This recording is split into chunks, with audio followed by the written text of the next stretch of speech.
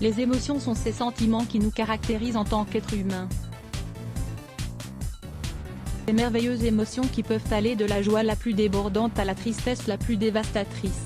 Et nous sommes rarement plus vulnérables que lorsque nous sommes amoureux. Il est donc plus normal de connaître, dans le couple, ce que l'on appelle la manipulation émotionnelle. Comment savoir si je suis manipulé émotionnellement? Cela peut vous surprendre mais, la manipulation émotionnelle n'est pas facile à identifier. Comment cela se fait-il? Tout simplement à cause de l'amour. Les personnes qui confondent domination et amour sont nombreuses. Mon partenaire est jaloux car il m'aime, voilà l'une des phrases les plus communes que l'on peut entendre, et qui peut causer beaucoup de problèmes à long terme. Mais, approfondissons un peu plus le sujet. Lisez également, quand les peines refoulées font du mal à notre corps. Votre conjoint est possessif. Il y a beaucoup de couples qui aiment tout faire ensemble. Excursion. C'est quelque chose de très positif et nécessaire, si toutefois il n'existe pas un contrôle de l'un sur l'autre. Certaines personnes refusent que leur partenaire sorte seul de la maison, ait ses propres relations amicales, et parfois même qu'il ait un travail et une vie professionnelle de son côté. L'amour ne se démontre pas en exerçant un contrôle sur une autre personne, et encore moins en lui interdisant de faire certaines choses. Dans ce genre de cas, les phrases suivantes s'entendent souvent. Tu vas sortir habillé comme ça? Pourquoi tu sors avec cet ami alors que tu m'as moi? Si tu fais ça, cela veut dire que tu ne m'aimes pas. Je donne tout pour toi et tu ne me considères pas à ma juste valeur. Vous perdez peu à peu l'estime de vous-même. La manipulation émotionnelle atteint en premier lieu l'estime de soi. Dans une relation de couple, nous donnons tout pour l'autre personne, nous l'aimons par-dessus tout et nous ferions tout pour elle. Tout cela est bien et sincère, mais il faut également savoir se protéger.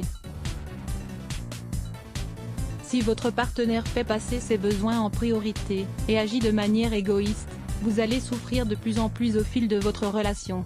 Vous devez concevoir l'amour comme un échange de sentiments et de volonté, il doit donc y avoir un équilibre entre ce que vous donnez et ce que vous recevez. Si vous donnez tout, sans rien recevoir, vous allez vous sentir vide et manipulé. Votre estime personnelle va beaucoup baisser, ne vous permettant plus d'être heureux au quotidien.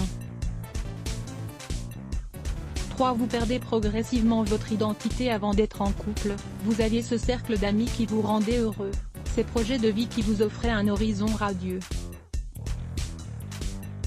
Mais, parfois, nous pouvons tomber amoureux de quelqu'un dont on ne devrait pas. L'amour est quelque chose que nous ne pouvons pas dominer, qui arrive sans prévenir et qui nous fait vivre un tourbillon d'émotions intenses. Certaines personnes ne sont pas assez matures pour maintenir une relation saine et, au lieu de vous rendre heureux et de vous aider à aller de l'avant, grignotent petit à petit votre identité. Elles vous interdisent de voir certains amis, font primer les choses qu'ils aiment avant les vôtres, dépréciant par là même ce que vous faites. Elles vous rabaissent, vous disent que vous êtes bête, que vous ne faites pas correctement certaines choses. En somme, elles vous infantilisent et changent la personne heureuse et remplie de rêves que vous étiez auparavant. Comment éviter la manipulation émotionnelle? Découvrez cet article. Quel est le secret d'une relation heureuse? Pour éviter la manipulation émotionnelle, établissez clairement vos limites. Jusqu'où vous êtes capable d'aller dans une relation. Cette limite est atteinte au moment où vous vous rendez compte que vous n'êtes plus heureux. C'est assez facile à comprendre, mais certaines personnes, malgré qu'elles se sentent malheureuses, ne mettent pas fin à leur relation. Pourquoi? Principalement pour les raisons suivantes. Malgré le fait d'être malheureuses, elles continuent d'aimer leur partenaire. Passer à autre chose est toujours compliqué et douloureux. Elles craignent la solitude. Elles ont peur que leur conjoint prenne mal la rupture. Soyez courageux et responsable. Demandez-vous si vous êtes prêt à passer toute votre vie avec une personne qui vous manipule dans son propre intérêt et pour son unique bénéfice. Qui ne vous respecte pas. Il est possible que vous n'osiez pas quitter cette relation, mais dès que vous êtes conscient de la toxicité de celle-ci, vous devez de peser le pour et le contre. Recherchez du soutien au sein de votre famille et de vos amis, qui vous donneront la force qui vous manque peut-être pour prendre la bonne décision.